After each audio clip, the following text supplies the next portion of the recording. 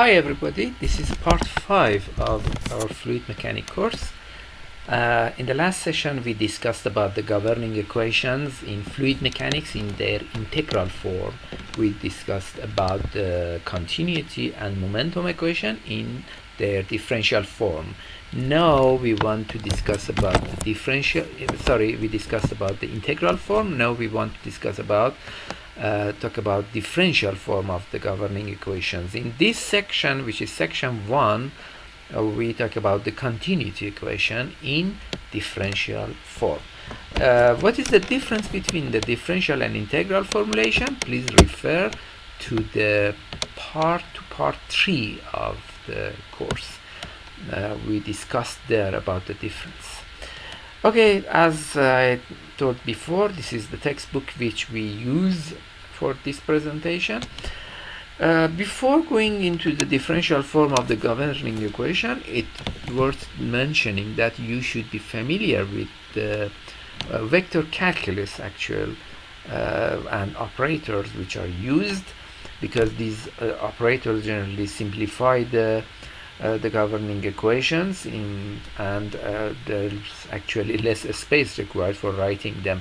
The first is gradient. If f is a function of x, y, and z, then gradient of f, which is shown by this parameter, is a vector which is written as this: round f over round x of I, and I, j, and k, as you know, are the unit vectors in the x, y, and z direction. So gradient of any function is a vector quantity. The next is Laplacian. Laplacian is the dot product of two gradients, and when you have the dot product, you may remember that when I and j, for example, you multiply them in the dot product form, then the result will be 0, and when you have I dot I, the result will be 1. So simplifying, you can do the math yourself, and you can see that the Laplacian or Napla, or you can see here the result will be something like this.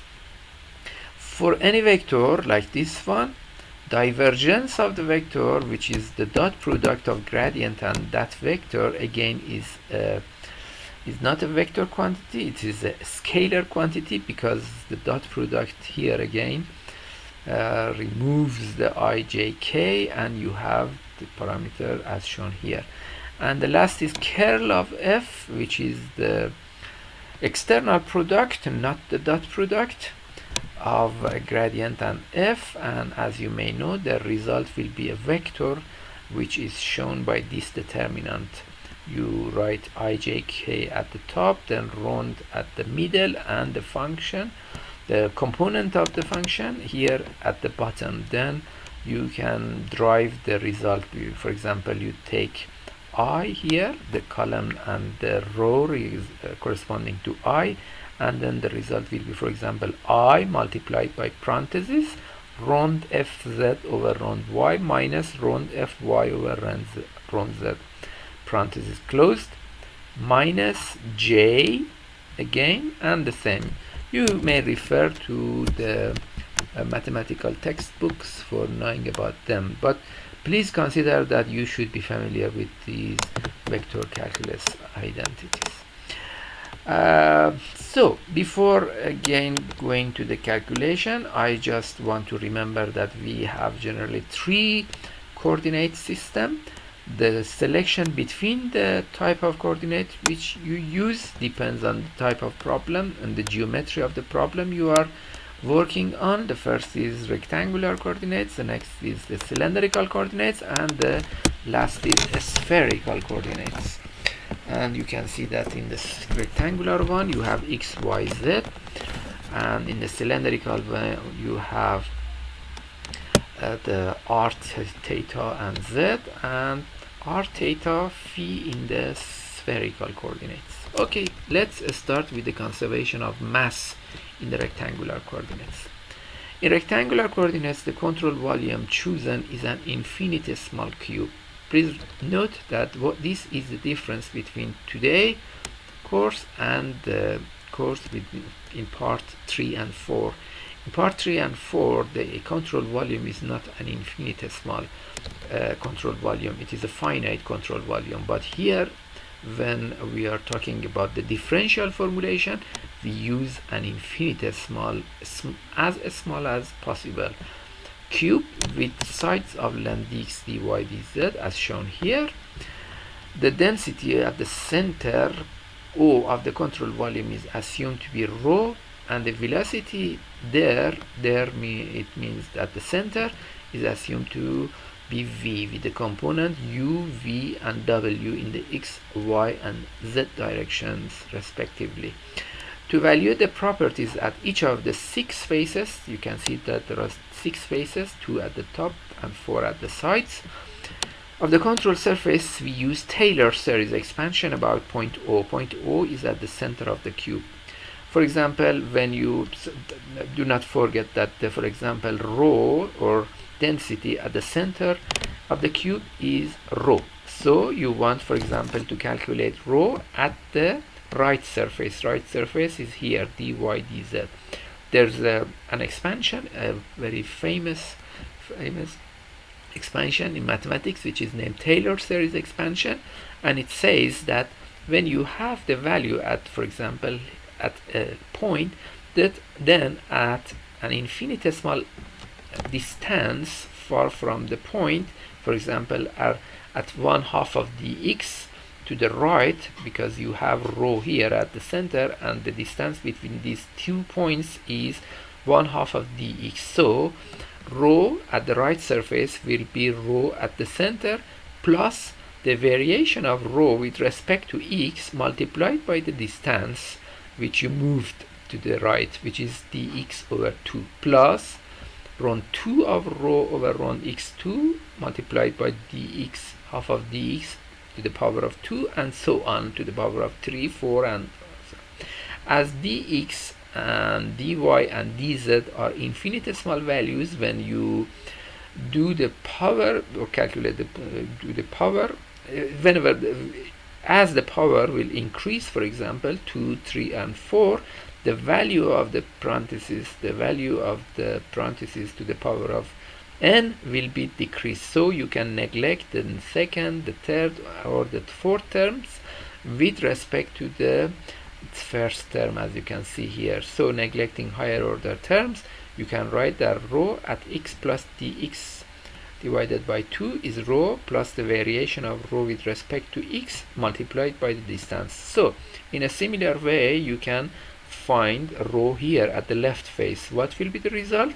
For example, it will be rho at x minus dx divided by 2 is rho minus the same value. Okay. And what about, for example, in the top surface? You can write there, for example, that rho is here at the top surface is rho at the center plus the variation of rho with respect to this direction, which is y multiplied by dy over 2. Okay, you can write the same for u and other items. For example, you can, for example, have u here, as you can see. U at x plus dx over 2 is u plus rho u over rho x multiplied by the distance which you move to the right. Okay, the same can be written, for example, in the left surface and for u also. So, writing all these parameters, as you can see in this table, for example, in the left, in the right, the bottom, the top, the back here, and in the front. Okay, you will have the value as you can see here, and then substituting all these values in the equation, you will reach to the conclusion which I want to show you here. Okay, we can write similar expression involving rho and v for the front and back sides or faces, and rho and w for the top and bottom faces of infinitesimal cube dx, dy, dz. These can then be used to evaluate the surface integral equation for 12. You may remember this equation. What was this? This is the integral form of the conservation equation or equation conservation of mass. And recall that this is the net flux of mass out of the control volume.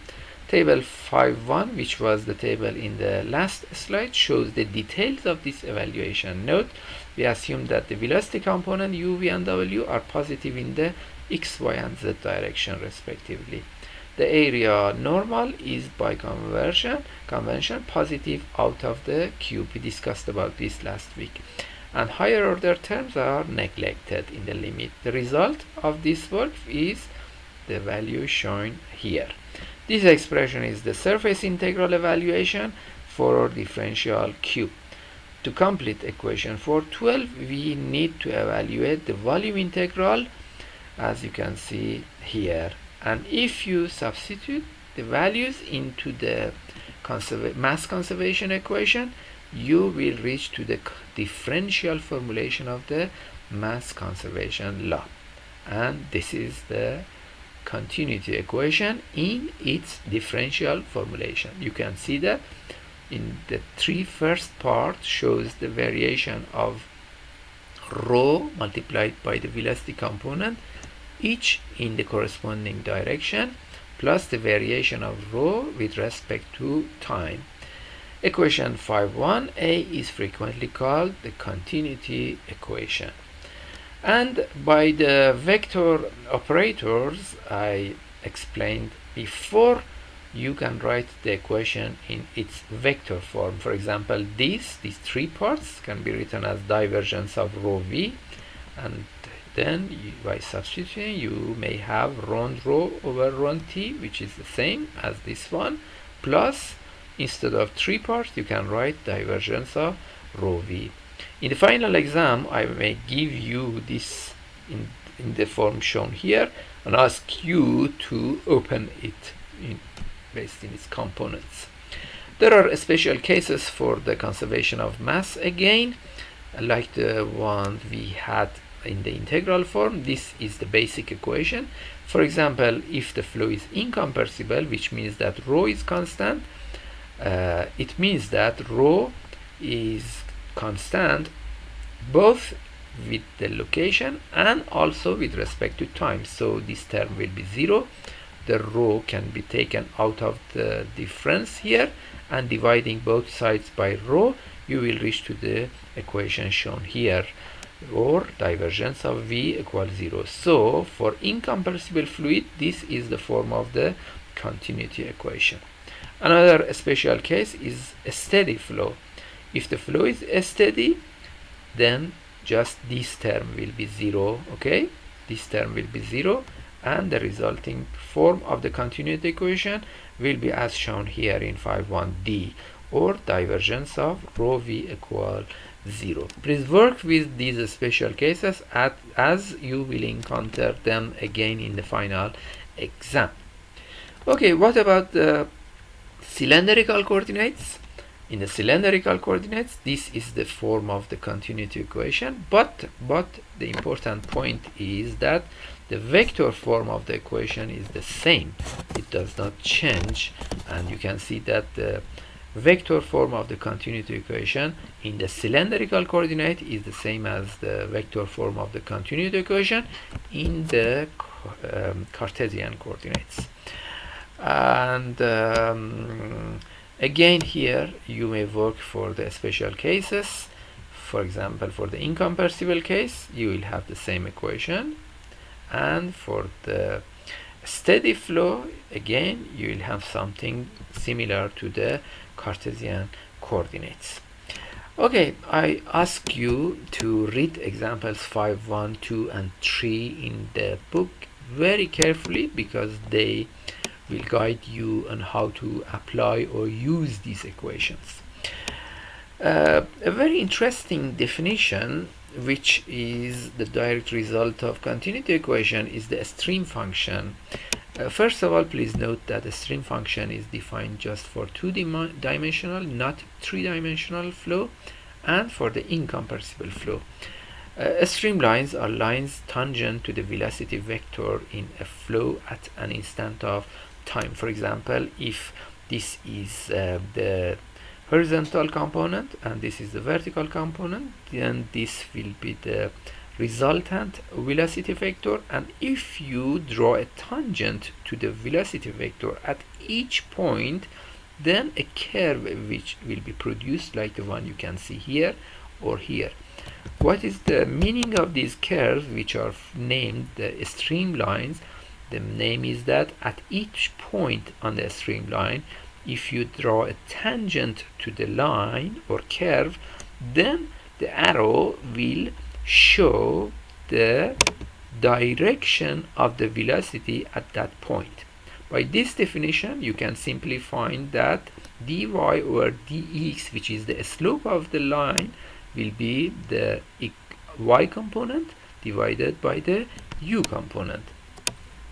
A very interesting application or very interesting topic is that there are various ways to define the stream function, and one of them is to start with the two-dimensional version of the continuity equation. You may remember that here. Let me show you again.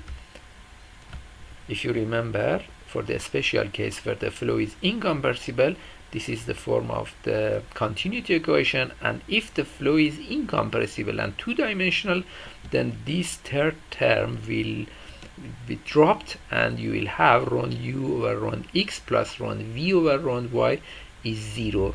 Whenever you see just these two first terms, it shows that it is the continuity equation for the incompressible two-dimensional flow. For this incompressible two-dimensional flow, where the continuity equation is written as you can see here in equation 5.3, we use what looks at first like a purely mathematical exercise and define the stream function by a function like this. The stream function is a function that if you take the derivative of the function with respect to y, the result will be the x component of velocity, and if you take the derivative of psi with respect to x multiplied by -1, then the result will be the v component of velocity or the y component of the velocity. So that equation 5.3 is automatically satisfied by this definition. To prove this, you can simply substitute u as rho psi over rho y here, and for v you can substitute rho psi over rho x here minus. Then you will reach the conclusion that the definition shown here by equation 5.4 satisfies the continuity equation. I'll repeat, the definition shown here for the stream function in this way satisfies the continuity equation. So if the psi satisfies the continuity, if the u and v components satisfy the continuity equation, then you can define a stream function for that velocity, those velocity components. The same definition applies to the cylindrical coordinates. Somewhat different definition. You have 1 over r here for the vr and v theta components. We will discuss more about a stream function and a streamline later when we are going to talk about the potential flow. I will return to this definition later. Okay, in the next session we are still in the governing equations in their differential forms, and in section 2 we will discuss about the fluid kinematics. If you remember from the first session, fluid kinematics is that part of fluid mechanics that discusses about the motion of the fluid without considering the forces which caused that motion. This is named fluid kinematics. Okay, by then, take care and bye.